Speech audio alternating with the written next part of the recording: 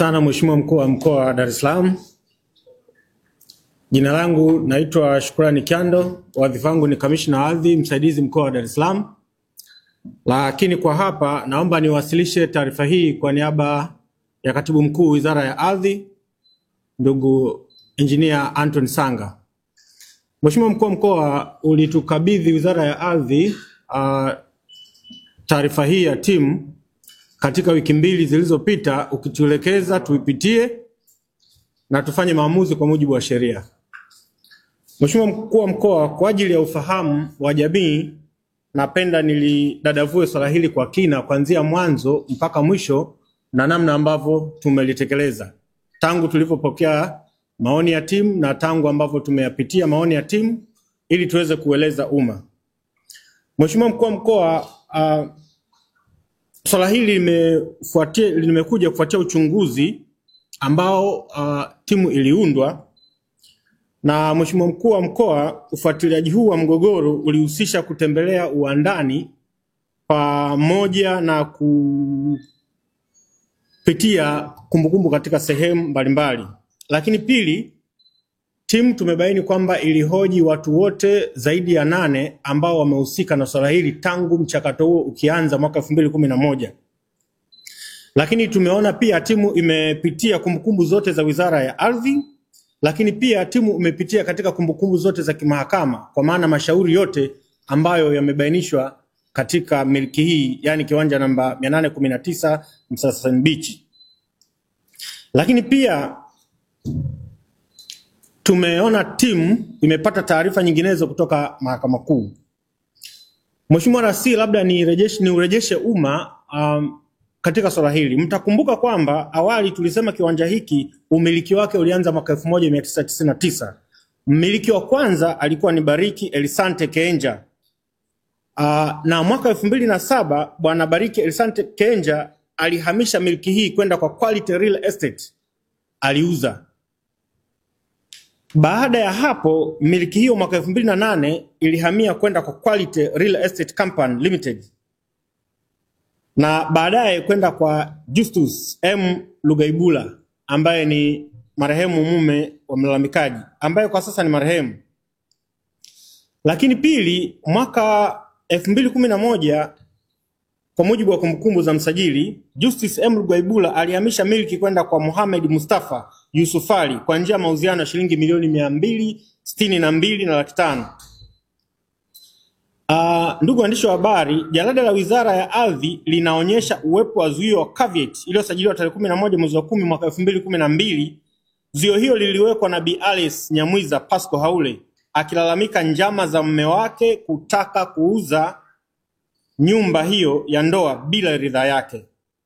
Wakati mlalamikaji akiweka zuio hilo, hiyo miliki ilikuwa tayari imeshahamia kwa ndugu Mohamed Yusufali tangu mwaka 2011. Mheshimiwa Mwenyekiti, swala hili limefanywa uchunguzi, lakini pia nije kwenye kipengele cha mapitio ya sheria mbalimbali ambazo kamati imepitia katika sheria mbalimbali. Mheshimiwa Rasi, kamati imepitia katika sheria ya ardhi namba 4 ya mwaka wa 99.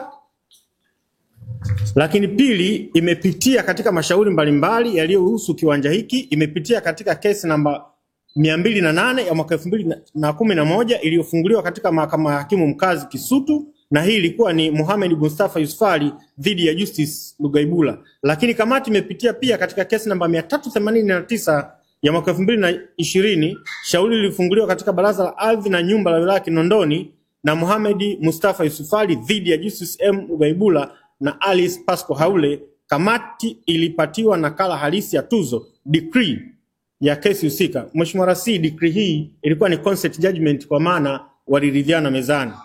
Lakini pia Mheshimiwa Rasi, kamati tumeona imepitia kwenye kesi namba 310 kesi namba 3143 ya mwaka 2025. Kesi hii ilifunguliwa Mahakama Kuu mwezi wa 2 2025, na kesi namba 224/396 ya mwaka 2005. Mheshimiwa Rasi, kamati pia tumeona imehoji mashahidi mbalimbali Kamati imehoji mashahidi zaidi ya 8 akiwepo mwanasheria aliandaa nyaraka za kukopeshana fedha na mauziano kati ya marehemu Justice M. Lugaibula na Mohamed Mustafa Yusufali. Shahidi katika taarifa ya kamati anakiri kwamba anamfahamu mume wa mlalamikaji ambaye ni Justice M. Lugaibula ndiye aliyechukua draft ya spouse consent kwenda kumsainisha mlalamikaji Alice Nyamwiza Pasco Haule. Anasema mume wake alichukua nyaraka hiyo na kwenda kumsainisha, lakini baadaye akairejesha mume wake. Shahidi anakiri kwamba hakuwahi kumuona sehemu yoyote Bi Alice Haule akisaini nyaraka hiyo.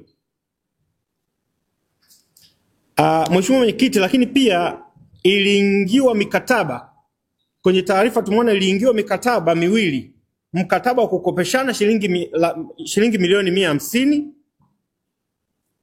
na mkataba wa transfer wa hicho kiwanja kwa gharama shilingi 262 na laki 5.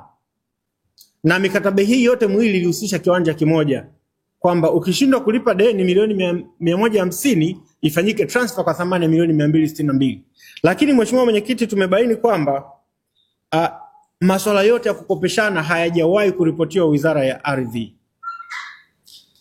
Mheshimiwa Mwenyekiti, yaliyobainika, kamati imethibitisha kuwa nyumba iliyopo kwenye kiwanja namba 819 Msasani Beach imekuwa ikimilikiwa kihalali na Justice M. Lugaibula na kuwa nyumba hiyo ni mali ya ndoa, matrimonial property. Lakini pia kamati imebaini kuwa mnamo mwaka 2010 Mohamed Mustafa Yusufali na marehemu Justice Lugaibula waliingia mkataba wa kukopeshana fedha kiasi cha shilingi milioni 150 kwa dhamana ya nyumba tajwa. Lengo kuu ni mkopo, sio kuuza nyumba. Mheshimiwa Rasi, kamati imebaini kuwepo kwa mkataba wa mauziano wa nyumba hiyo baina Mohamed Mustafa Yusufali na Justice M. Lugaibula mwaka 2010, ambapo ilikuwa ni takwa la mkataba huo kwamba ikitokea Justice ameshindwa kulipa deni hilo, basi dhamana nyumba ihamie kwa Mohamed Yusufali. Kamati imethibitisha kuwepo kwa mashauri kadhaa kuhusiana na miliki, nimeshaeleza. Kamati imethibitisha kuwa Mohamed M. Yusufali aliliomba Baraza la Ardhi na Nyumba wilaya Kinondoni wamalize kesi hii kwa maridhiano kwa njia ya makubaliano, na hilo lilifanyika na kuthibitika kwa kuwepo kwa deed of settlement. Na Mheshimiwa Rasi, deed of settlement ambayo tumeiona, kamati iliomba directly kutoka kwenye Baraza la Ardhi na Nyumba husika.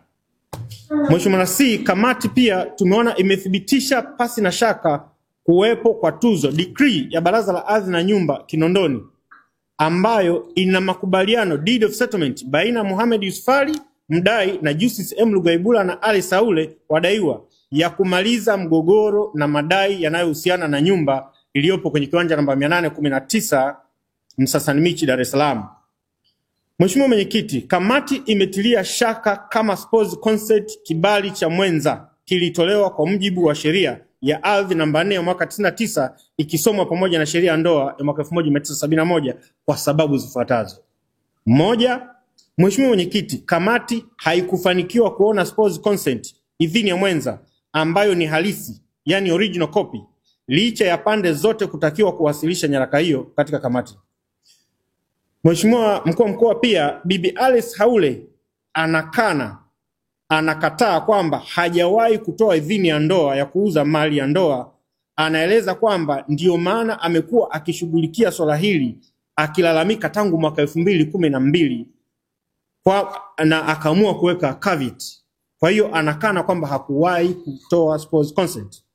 Lakini finding ya tatu katika spouse consent, Mheshimiwa Rasi, maelezo ya wakili aliandaa nyaraka hiyo yanasema kwamba hakuwahi kumuona Bi Alice Haule akisaini nyaraka hiyo mbele yake, bali aliandaa nyaraka hiyo kisha kumkabidhi mume wake na mume wake akairudisha ikiwa imesainiwa. Lakini pili, Mheshimiwa Mkuu wa Mkoa, kivuli cha nyaraka ya idhini ya mwenza ambayo iliwasilishwa na mwanasheria wa Mohamed Mustafa Yusufali inaonekana kuwa na saini ya maandishi na dole gumba kwa maana ya thumbprint hali inayotofautiana na maelezo ya wakili aliyeandaa na kugonga mihuri nyaraka hizo, ambaye alikiri kwa maneno na maandishi kwamba nyaraka iliyowasilishwa kwake ilikuwa na saini ya maandishi tu. Yaani nyaraka ambayo mwanasheria aliandaa nyaraka zile za mauziano kati ya marehemu Justus na Mohamed Mustafa, anasema ililetwa ikiwa imesainiwa na mkono. Mheshimiwa Rasi, kuhusiana na jaribio la kumuondoa kwa nguvu Bi Alice Haule katika nyumba iliyokuwa akiishi, kamati imebaini taratibu za kisheria hazikuzingatiwa kwa sababu hakukuwa na amri yoyote ya mahakama au vibali vilivyoidhinishwa na mamlaka. Aidha, kamati imebaini kwamba zoezi hilo lilipelekea Bi Alice pamoja na familia yake kushambuliwa na kudhalilishwa. Vilevile, wapangaji wa Bi Alice ambao ni raia wa kigeni waliibiwa vitu mbalimbali ikiwemo fedha zao, na masuala haya yameripotiwa katika jeshi letu la polisi. Mheshimiwa RC, baada ya kupitia taarifa hii ya kamati, pia tumeona maoni ya kamati na naomba niyaseme hapa kama yalivyo. Mheshimiwa RC, maoni ya kamati, maoni ya kwanza ni kwamba serikali kupitia mamlaka zake zichukue hatua dhidi ya watu binafsi na makampuni yanayojihusisha na ukopeshaji wa fedha bila kufuata sheria, kanuni na miongozo ya serikali. Mbili, pamoja na juhudi kubwa za serikali za kutoa elimu ya fedha na ardhi kwa wananchi, tunashauri jamii isiingie mikataba na taasisi au watu binafsi mikataba kama hii ambayo inatoa mwanya mkubwa wa kudhulumiwa. Tatu, wanandoa wanapouza mali ya ndoa washirikishe wenza wao na wanasheria waone wenza wao wakisaini kwa macho yao, kwa sababu watu sasa hivi hawaaminiani. Wajiridhishe ushirikishwaji wa wanandoa katika kununua na kuuza mali za ndoa. Lakini nne, waliohusika na jaribio la kumuondoa Bi Alice Haule kinyume na utaratibu wachukuliwe hatua kwa mujibu wa sheria, Mheshimiwa Rasi, na hilo lishalitolea maelekezo tangu siku ya kwanza. Mheshimiwa Rasi, pia tumeona katika taarifa ya kamati, kutokana na hizo fact, wanapendekeza milki ya nyumba hiyo irejeshwe kwa Alice Pasco Haule kama msimamizi wa mirathi ya marehemu Justus Lugaibula, ikiwa ni utekelezaji wa tuzo decree iliyotolewa na Baraza la Ardhi na Nyumba wilaya ya Kinondoni mwezi Septemba 2021, lakini pia kutokana na mashtaka ya kugushi spouse consent kwa maana ya idhini ya mwenza. Mheshimiwa Rasi, baada ya kupokea taarifa hii na kuipitia kwa kina, Katibu Mkuu Wizara ya Ardhi Engineer Anthony Sanga alifanyia kazi swala hili na hatimaye kuirejesha milki hii kwa mlalamikaji. Na hapa Mheshimiwa Rasi, kikupendeza, naomba nikukabidhi hatimiliki husika ya Mama Alice ambayo ni hii hapa. Asante sana. Barikiwa sana. Asante sana.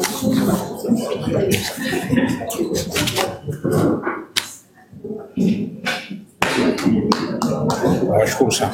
Asante.